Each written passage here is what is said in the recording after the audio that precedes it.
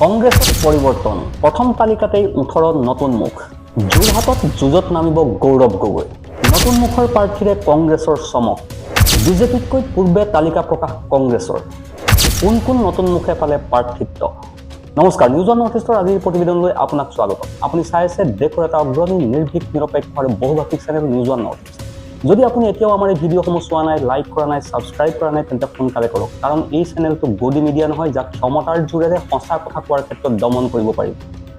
অসম বিধানসভা নিৰ্বাচনৰ দিন ঘোষণা নহওঁতেই 42 জনীয়া প্ৰথমখন প্ৰাৰ্থী তালিকা ঘোষণাৰে কংগ্ৰেছে নিৰ্বাচনী যুঁজৰ চমক দেখুৱায় মঙলবাৰে সন্ধিয়া নতুন দিল্লীৰ 51 নং লোধি ষ্টেট স্থিত কাৰ্যালয়ৰ পৰা কংগ্ৰেছৰ সাধাৰণ সম্পাদক কে.চি. বেণুগোপালে প্ৰথমখন তালিকা ঘোষণা কৰে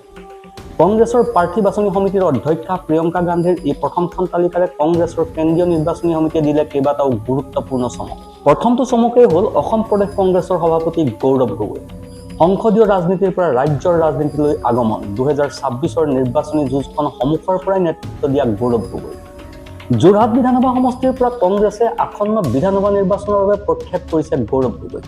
যিটো উজনি অসমত কংগ্ৰেছ দলৰ এক শক্তিশালী হিচাপে বিবেচিত হৈছে 2024ৰ লোকসভা নিৰ্বাচনত যোৰহাট লোকসভা সমষ্টিত চমকপ্ৰদ বিজয় সাব্যস্ত কৰাৰ পাছত গৌৰৱ গগৈ প্ৰতিদ্বন্দ্বিতাই যোৰহাট সমষ্টিত 2026ৰ নিৰ্বাচনী ৰণৰ সবাতোকৈ হাই প্ৰফাইল সমষ্টি যে কৰি তুলিব সেয়া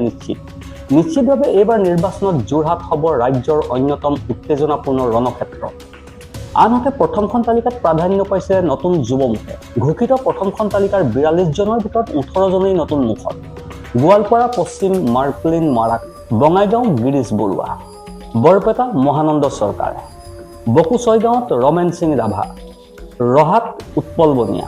বিহপুৰীয়াত নাৰায়ণ ভূঞা ওৰফে ৰাম ভূঞা জোনাইত ৰাজকুমাৰ মেদক মাৰ্ঘেৰিটাত প্ৰতীক বৰদলৈ চাবুৱালাহোৱালত প্ৰাঞ্জল ঘাটোৱাৰ সোণাৰীত উৎপল গগৈ ডিমুত অজয় কুমাৰ গগৈ মাজুলীত ইন্দ্ৰনীল পেগু বোকাজানত ৰতন ইংকি ৰংখাঙত আগষ্টাইন ইংহিং আনহাতে বৰাক উপত্যকাত মুঠ 13টা সমষ্টিৰ 8টা সমষ্টিৰ প্ৰাৰ্থীৰ নাম মঙলবাৰে ঘোষণা কৰিছে কংগ্ৰেছ প্ৰথম তালিকাৰ 6জন প্ৰাৰ্থীৰ ভিতৰত 5 জনেই নতুন মুখ বৰাকৰ কংগ্ৰেছৰ নতুন মুখ কেইখন হৈছে শিলচৰত অভিজিৎ পাল